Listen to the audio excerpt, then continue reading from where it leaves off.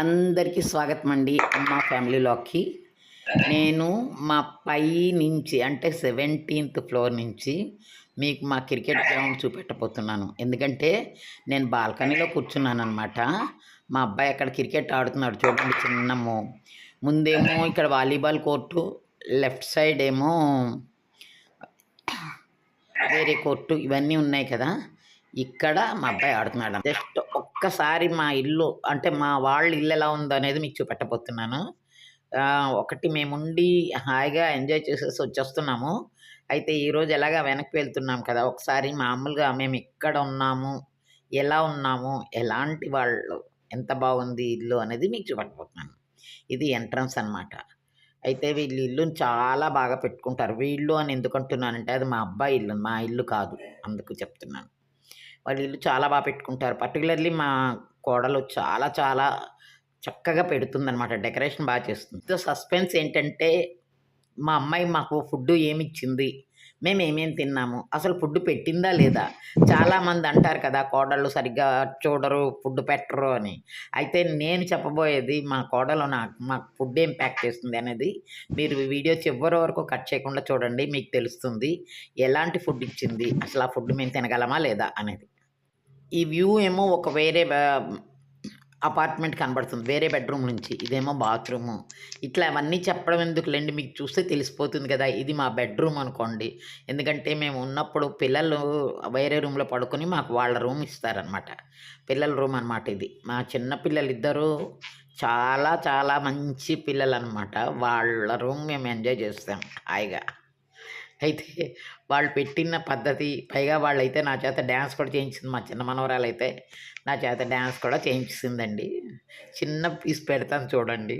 మా పిల్లలకి మేమంటే చాలా కేర్ అండి. పర్టిక్యులర్‌లీ మా అబ్బాయికి, మా కోడలికి కూడా అమ్మ అనే పిలుస్తారు. అమ్మా, నాన్న అనే పిలుస్తుంది తను. అయితే అక్కడున్న 20 రోజులు 20 నిమిషాల్లో గడిచిపోయిందండి. ఇక్కడ మా అపార్ట్మెంట్ నుంచి ఎయిర్‌పోర్టు కనీసం 3 అవర్స్ పడుతుందండి. అందువల్ల మేము ముందుగానే వచ్చేసామనమాట. 11కే స్టార్ట్ చేసాం. 11:30 కల్లా అక్కడి నుంచి స్టార్ట్ అయ్యాము. ఎందుకంటే 3:30కి మా ఫ్లైటు. అయితే మాకు ఫుడ్ ప్యాక్ చేసి ఇచ్చేసింది. ఇక్కడేమో నేను చెక్ ఇన్ దగ్గరికొచ్చామనమాట. చెక్ ఇన్ దగ్గర ముందు సామాను పెట్టేస్తే అప్పుడు మన బోర్డింగ్ పాస్ ఇచ్చేస్తారు. అప్పుడు ఇంక మనం వెళ్ళి బోర్డింగ్ గేట్ దగ్గరే కూర్చోవచ్చు. అప్పుడు ఫుడ్ తినాలని మా ప్లాన్ అనమాట. అయితే ఇక్కడ మా వారేమో లైన్‌లో నిలబడ్డారు. నేనైతే వెనక ఫోటోలు, గీటాలు తీసుకుంటే మా వారికి అస్సలు ఇష్టం ఉండదండి నా ఫోటోలు తీసుకోవడం. చెప్పాను కదా! ఆయన క్లాసు, నేను మాస్ అని. అది అంతేనండి. చూసారు కదా! ఇగో నేను వెనకన సామాన్లతో మా వారు ముందనమాట. సామానయింది. చూసారు కదా! పైకి ఎస్కలేటర్ ఎక్కి వెళ్తున్నామనమాట. ఫోటో తీయాలంటే నాకెవ్వరూ లేరండి. నేనేననమాట. ఈ ప్లేస్ చాలా ఫెమిలియర్ ప్లేస్ అనమాట మాకు. మేము ఫుడ్ అవి తినడానికి ఇక్కడ కాసేపు కూర్చుంటాం. ఎందుకంటే టైం ఉంటుంది కాబట్టి ఇక్కడ కూర్చొని కొంచెం ముందుకు వెళ్తే మా గేటు దగ్గరే అనమాట. మా మా ఫ్లైట్ ఆగే గేటు. అందుకోసం ఇక్కడే కూర్చొని మేము తినాలనుకుంటామనమాట. చూసారా మా వారు ఎంత కోపంగా చూస్తున్నారో? అంతేనండి. ఇక్కడ ఫుడ్ తినేసాము. మేము మా ఫుడ్ తినేసి ఇద్దరము ఎవరి ప్యాక్‌లు వాళ్ళు తెచ్చుకున్నామని చెప్పాం కదా! ఫ్లైట్ ఎక్కేసాం. ఇక్కడ నేనొకటి మిస్ అయిపోయానండి ఈసారి. ఎందుకంటే నాకు విండో సీట్ దొరకలేదనమాట. కొంచెం సాడ్ ఫీల్ అయ్యాను. కానీ మంచిగా ఒక మంచి అమ్మాయి ఎక్కింది. చాలా హెల్ప్‌ఫుల్‌గా ఉందనమాట. ఆ అమ్మాయి ద్వారా వీడియో కూడా హ్యాపీగా తీసుకున్నాను నేను.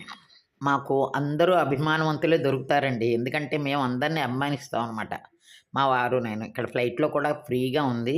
ఇక్కడి నుంచి వీడియో తీశాను చూడండి. ఇక్కడ నాకు ఇంత మేఘాలలో తేలిపోతున్నట్టుగా హాయిగా అనిపించిందనమాట. ఈ మేఘాలు చూస్తేను చిన్న పిల్లనయిపోయాక హాయిగా ఆడుకున్నట్టు అనిపించింది.